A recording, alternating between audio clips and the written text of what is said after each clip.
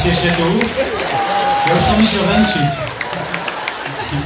Toto je psi, ktoré sme si adoptovali z útulku, tak keď máte náhodu, môžete prispieť na podobných psíkov, že to je niekedy viac než zlý človek. Dobrý pes je lepší než zlý človek. Ďakujem pekne. Škoda, že už nevlázete.